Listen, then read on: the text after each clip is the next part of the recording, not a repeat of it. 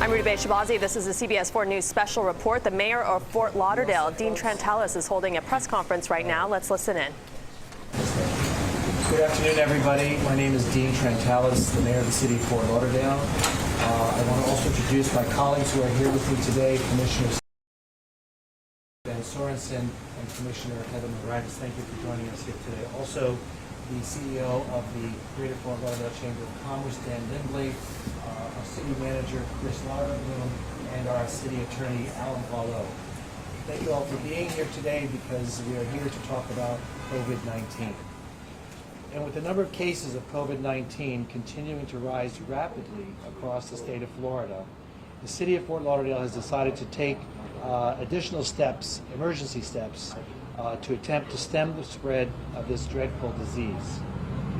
Earlier today, Governor DeSantis ordered all bars and nightclubs in the state to close for the next 30 days, beginning at 5 p.m. today. I would like to thank the governor for the strong and firm leadership that he has shown for Floridians throughout this crisis and for his continuing cooperation with our city. The actions taken today show how rapidly evolving this situation has become. Over the weekend, our city believed we were taking bold action with setting major social distancing rules and capacity limits on such establishments. Now, there is the need to go further. Governor DeSantis left to each community to decide how to handle the continued operation of restaurants. Under my emergency authority, we are ordering all restaurants in the city to shut down immediately and to remain closed for the next 30 days. I recognize the hardship that this could place on many and the pressure it places on our grocery stores to remain stocked with sufficient amounts of food product.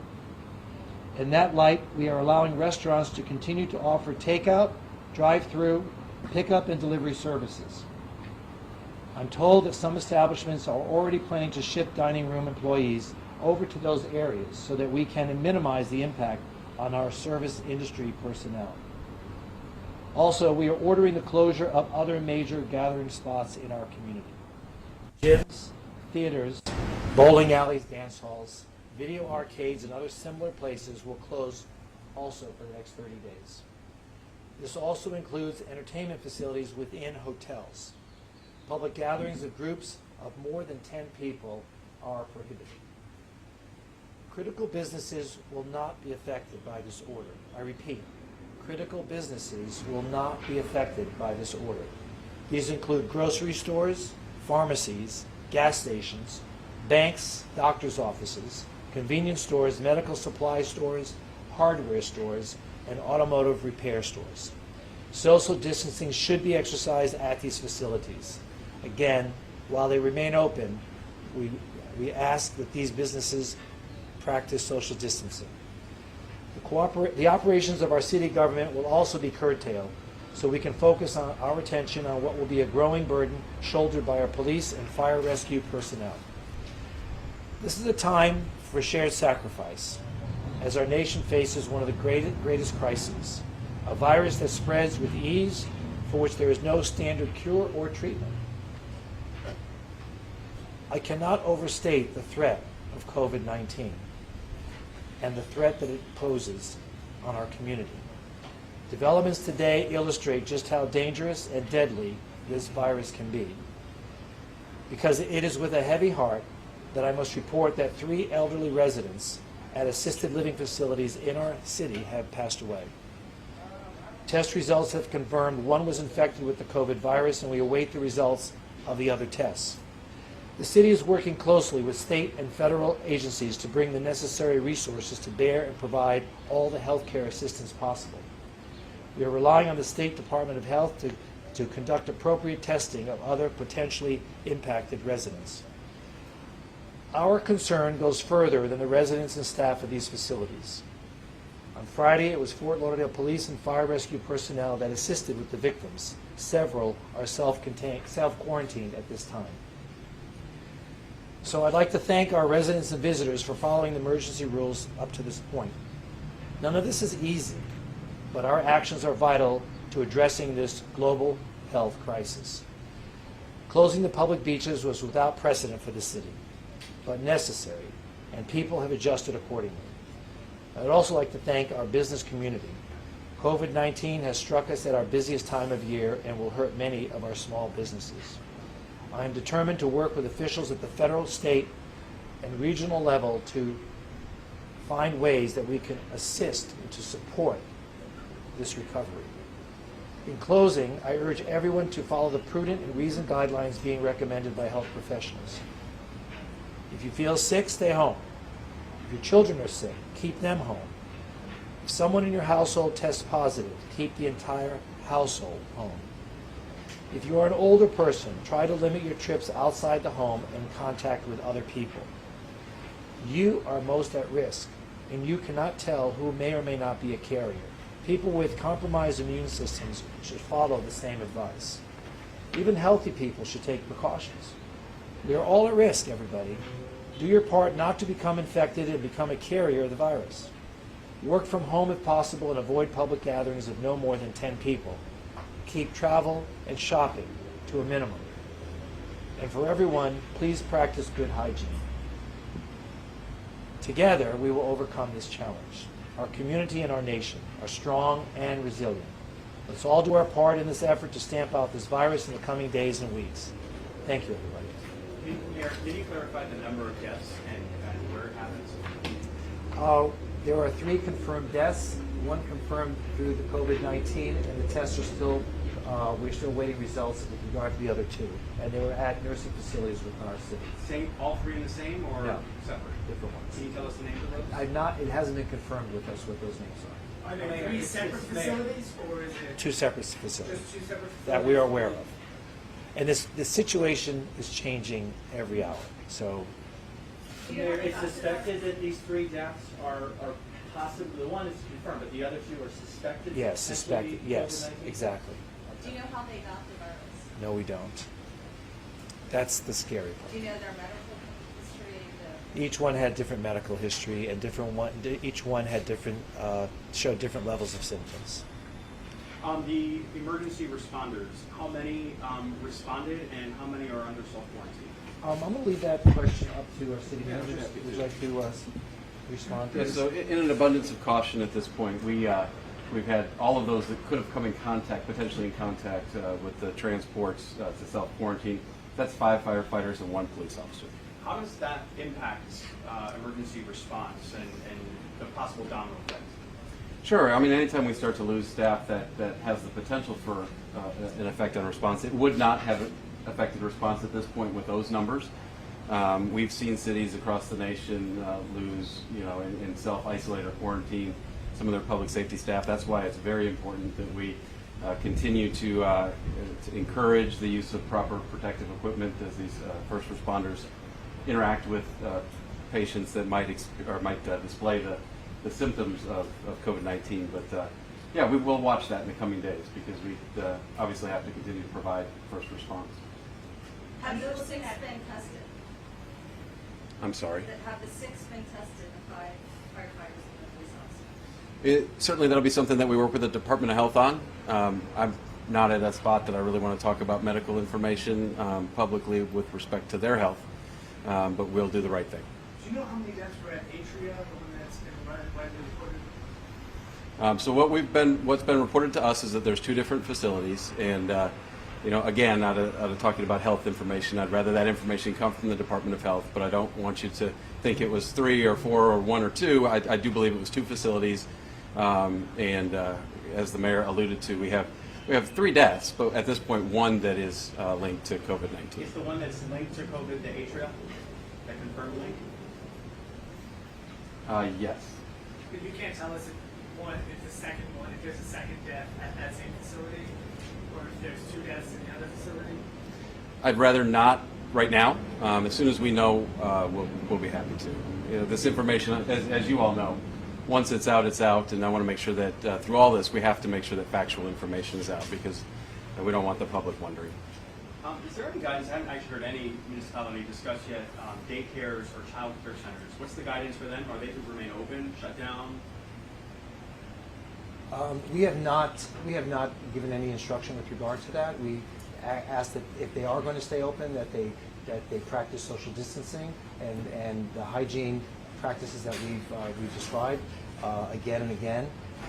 But you know, there's a whole list of businesses that we can go through, and it would be probably difficult for us to respond to every single situation. So we just described the main businesses, and I think that on a case-by-case basis, we'll have to address each one as they come before us.